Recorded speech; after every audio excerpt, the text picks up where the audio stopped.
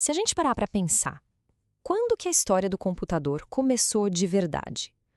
Muita gente diria que foi nos anos 70 ou 80, né?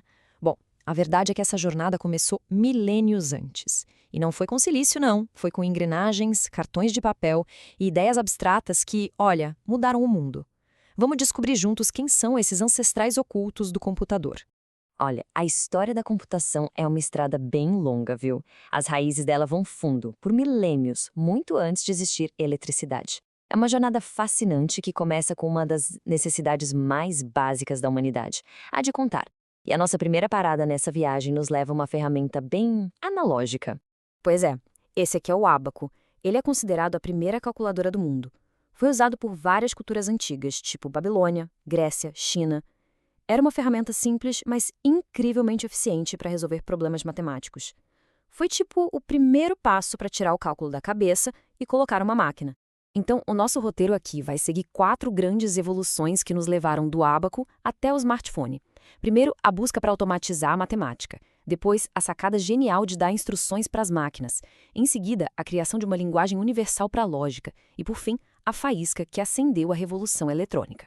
Então, vamos lá. A primeira grande barreira era essa: criar máquinas que pudessem fazer contas sozinhas, sabe? Ir além da contagem manual. O desafio era transformar a matemática num processo mecânico. Lá em 1642, o matemático francês, o Blaise Pascal, inventou essa máquina por um motivo bem prático, sabe? Ele queria ajudar o pai, que era coletor de impostos, a fugir de um trabalho que era exaustivo e cheio de erros. Com um sistema super complexo de engrenagens, a Pascalina conseguia somar e subtrair automaticamente. E pronto, a era da computação mecânica tinha oficialmente começado.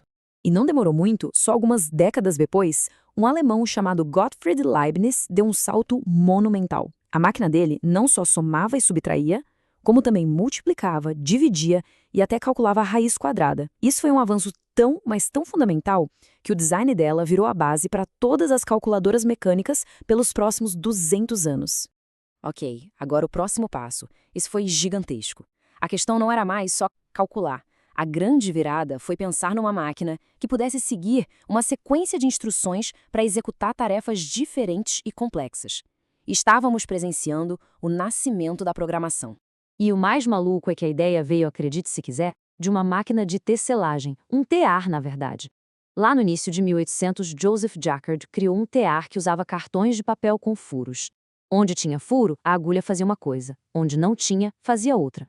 Assim, ele criava desenhos super complexos no tecido. Basicamente, pela primeira vez na história, uma máquina podia ser programada para fazer uma tarefa específica. Aí que entra o matemático inglês Charles Babbage. Ele olhou para o tear do Jacquard e teve aquela ideia que muda o jogo, sabe? Ele imaginou usar os mesmos cartões perfurados, mas não para tecer padrões, e sim para executar qualquer cálculo imaginável. O projeto dele, a máquina analítica, era, em essência, o primeiro computador de uso geral.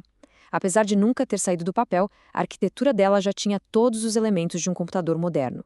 E é aqui que entra uma figura absolutamente genial: Ada Lovelace. Ela trabalhava com o Babbage e foi a primeira pessoa a sacar o verdadeiro potencial daquela máquina. Lovelace percebeu que aquilo não era só uma calculadora, mas um aparelho que podia manipular qualquer tipo de informação, qualquer símbolo, de números até notas musicais, por que não? Quando ela escreveu o primeiro algoritmo da história, ela não só se tornou a primeira programadora, como também previu que a computação podia ser uma forma de arte e criação.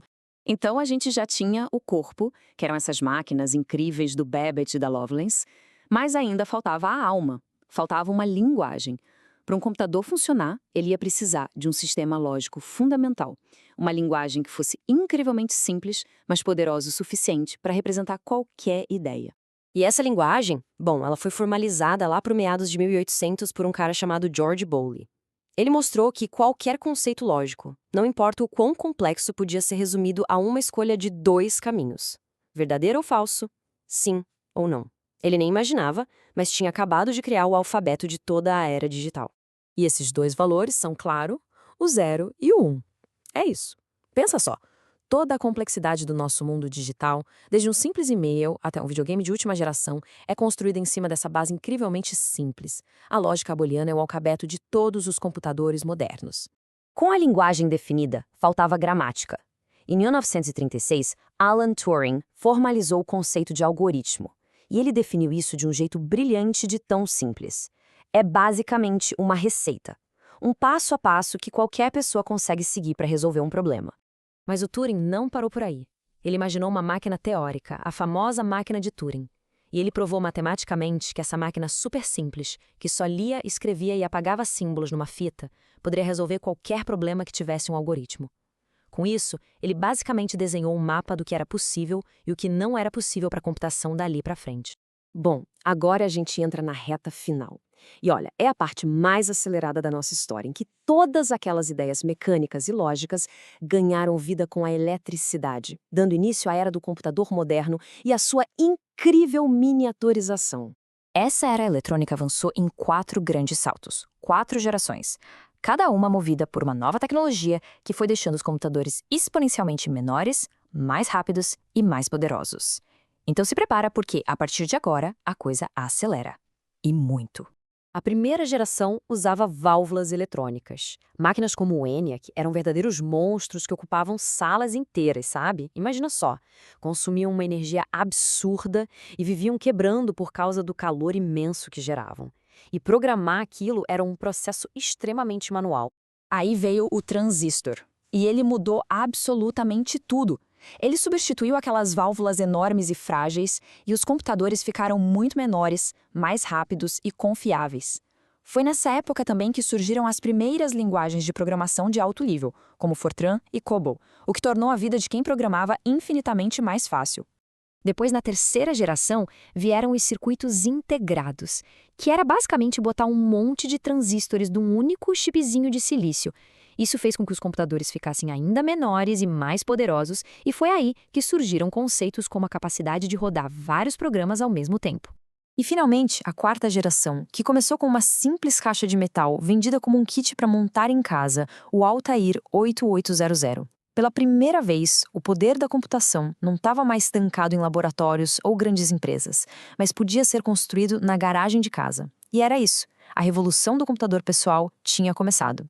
E um motor por trás dessa aceleração toda. Tem nome. É a Lei de Moore. Em 1965, o cofundador da Intel, Gordon Moore, percebeu que o número de transistores que a gente consegue colocar num chip dobra mais ou menos a cada 18 meses, sem aumentar o preço. Essa previsão tem se mantido de forma impressionante e é a razão pela qual o celular que está no bolso hoje é milhões de vezes mais potente que aqueles computadores que ocupavam salas inteiras. E é isso, uma jornada que levou milênios, do ábaco até o chip de silício, de repente virou uma corrida de décadas e agora de anos. O ritmo da inovação só acelera. A pergunta que fica é, se o ritmo é esse, qual vai ser o próximo grande salto? E mais importante, será que ele já não está batendo na nossa porta?